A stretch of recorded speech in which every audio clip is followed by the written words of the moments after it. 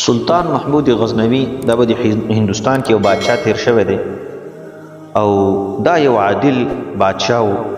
د ده په زړه کې د یو دریو خبرو ډېر زیات ارمان چې دا خبرې زما معلومې شي او ډېر زیات شوق یې و د دې خبرو. اوله خبره دا وه چې زه د سبکتګین زوی یم او که نه. سبکتګین خو مخکې بادشاه نه و بلکې یو فوجي و، بیا وروسته بادشاه شو. د ده په زړه کې دا خبره وه چې زه د ده زوی یم او که نه یم. دویمه خبره دا وه چې د دین مختلفې شعبې دي او په دې کې د ټول نه بهترینه شعبه کومه یوه ده. لکه دین کې خو مختلف قسمه شعبې دي خو بهترینه شعبه پکې کومه یوه ده او په امت کې د ټول نه بهترین خلق کوم یو دي چې الله سبحانه وتعالی ته نږدې. درېیمه خبره دا وه چې ما ډېر وخت نبی علیه السلام په خوب کې نه دی لیدلی. کاش که ما چېرته دا خوب کې نبی علیه السلام ولید د هغه دیدار راته نصیب شم. او عادله بادشاه و، زموږ د مسلمانانو د بادشاهانو غوندې کې نه و چې په شرابو په کبابو پسې ورپسې شوي وو، دنیا پرست شوي وو او د غیرو طریقې اختیارولې د یهودو نصوارا او سنت په ځان کې دغه کول د نبی علیه السلام سنت طریقې او د هغه دیدار او نن سبا زموږ بادشاهان فکر کولی شي. نو ده په زړه کې دا ارمان و. دې ورځ په کوڅه کې ګرځېده، یو طالب العلم یې ولو چې د مدرسې طالب و او د یو کور خواته ناست و کتاب یې کور. نو دی ورته ورغی ورته یې وویل چې طالبه ته دلته کتاب ګورې نو چېرته جومات کې ولنه کښېنې مدرسه کې ولنه کښېنې چې دلته راغلی. نو طالب العلم ورته وویل بادشاه سلامت خو پېژانته نه، خو ورته یې وویل چې خبره داسې ده چې جومات کې او مدرسه کې د رڼا انتظام نشته، پخوانی دور دلته د دې کور خواته دا رڼا بلیږي. زه راغلی دلته ناست یم چې لږ کتاب وګورم، جومات کې د انتظام نشته د رڼا. نو ده ورته وویل بچیه ته لاړ شه او د نن نه پس به زه تاله په جومات کې د رڼا انتظام کوم، تا ته په جومات کې مستقل د رڼا انتظام یې ته باید کتاب ګورو. طالب العلم ډېر خوشحاله شو، د دین طالب و، د کتاب شوقمن و. نو بس هغه دعا وکړه ده ته چې یا الله د دې کس په زړه چې څه ارمانونه یې هغه ولې پوره کړه.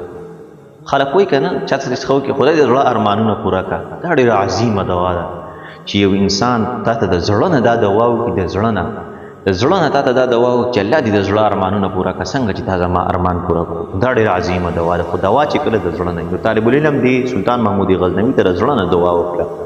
نو دی وده شو، د شپې کور ته راغی وده شو. نبی علیه السلام ورله په خوب کې راغی، په ملاقات یې ورسره وکړو. الله اکبر. او نبی علیه السلام ورته وایي ای د سبکتګین زویه تا زما د یو وارث عزت وکړو، الله تعالی دې تا په دنیا او آخرت کې عزتمند. سبحان الله. د دې طالب العلم د دعا د برکته د سلطان محمود غزنوي درې واړه ارمانونه الله سبحانه وتعالی په یوه شپه کې پوره کړل. ځکه چې د نبی علیه السلام دیدار مو ته الله سبحانه وتعالی ورنصیب کړو. هغه ته دا راغی ورته یې وویل چې ای د سبکتګین زویه زه چې د دا شک و چې زه د دې زوی یم او که نه یم. نو هغه ورته دا وویل چې ای د پلاني زویه. نو هغه د پلار په نوم یې ورته دغه وکړي چې پلار په نوم یې ورته اواز وکړو. نو دا په دې پوه شه چې بس ته د پلاني زوی یې. نو الله سبحانه وتعالی د ده هغه درې واړه ارمانونه چې کوم دی هغه پوره کړو. بل دا چې په دین کې په امت کې د ټول نه بهترین خلق څوک دي، د دین کومه یوه شعبه عظیمه شعبه د هغه طالب العلم او عالم چې دا الله سبحانه وتعالی ته ډېر نږدې خلک دي. ځکه چې په یوه دعا سره د هغه الله سبحانه وتعالی دله دومره عظیم نعمت پرې وکړو چې نبی علیه السلام دیدار یې مو ته ورنصیب کړو، هغه شک یې مو له ختم کړو. خدای مو ته وکړو په امت کې د ټول نه بهترین خلک څوک دي هغه د مدرسې طالبان عالمان دي. په نن سبا زمانه کې خلک هغوی ته په ډېر کم نظر په ډېر سپک نظر باندې ګوري. چېرته هم د مدرسې یو طالب ویني، چېرته هم یو عالم ویني، بس هغه کې به عیبونه لټوي. فلاني مولا کې دا چل دی، فلاني کې دا چل دی. هلکه فلانی تر هغه د مقام نه خبرې، تر هغه د مرتبې نه خبرې د طالب العلم. هغه که ته منې او که نه منې، خو طالب العلم چې د خپل کور نه د مدرسې ته د علم په طلب پسې وځي، نوراني فرشتې هغه ته خپلو د لاندې وزرې غوړوي. هغه که ستا په نظر کې یو کافر ولې نه دی دغه طالب العلم او دغه عالم، ستا په زړه کې د دین نه یو بار کس ولې نه دی، خو چې هغه د مدرسې نه وځي، د کور نه وځي، د مدرسې په طرف هغه ته فرشتې وزرې غوړوي په دې لارو.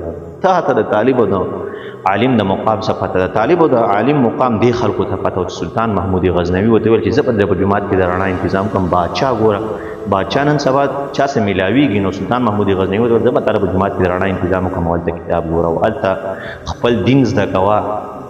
نو هغه ورته د زړه نه دعا وکړه چې الله تعالی دې ستا د زړه ارمانونه پوره کړي. د عالمانو سره محبت ساتل، عالمانو ته په مجلسونو کې ځای پرېښودل، د هغې صفتونه بیانول، هغې په بدو صفتونو پسې نه ورپسې کېدل. هر انسان کې چې کوم دی کمی کوتاهۍ شته، هر انسان الله پاک په قرآن کې وایي چې ما انسان ضعیفه پیدا کړی دی، وخلق الانسان ضعیفه، ما انسان ضعیفه پیدا کړی دی. خامخا په انسان کې څه نه څه غلطي وي، خو په هغې پسې ورپسې کېدل او د هغه عالم سپکاوی بیانول، د طالب سپکاوی بیانول، دا زمونږ غونډې کې انپړه او عامیانو خلکو سره دا ښه خبره نه ده. دا زما او ستا د دنیا د آخرت د هلاکت لوی ذریعه جوړېدی شي. ځکه کله ناکله وایي حدیث شریف کې راځي انسان د خولې نه داسې لفظ وباسي چې دته دا لفظ مقام نه وي معلوم، چې دې لفظ د لاسه په ما باندې څه وشو، خو د دې لفظ د لاسه دا انسان جهنمي شي، الله ترې ناراضه شي. حتی کې یو روایت کې راځي چې د 80 کاله په مزل باندې د انسان جهنم کې لاندې ورسېده، یوې خبرې په وجه باندې. د عالم په شان کې، د طالب العلم په شان کې بهوده الفاظ استعمالول او داسې الفاظ استعمالول چې هغه شان سره موافق نه وي، دا ډېره بده خبره ده. د دې خلکو نه ما او تا چې کوم دی دواګانې واخلو، د دیو خدمتونه وکړو، د دیو نه دواګانې واخلو، د دیو ضرورتونه هغه پوره کړو. الله سبحانه وتعالی به زما او ستا ضرورتونه چې کوم دی لکه سلطان محمود غزنوي پوره کړي. الله سبحانه وتعالی دې موږ او تاسو د علماو سره محبت پیدا کړي. وصلی الله تعالی علی خیر خلقه محمد وآله وصحبه اجمعین برحمتک یا ارحم الراحمین.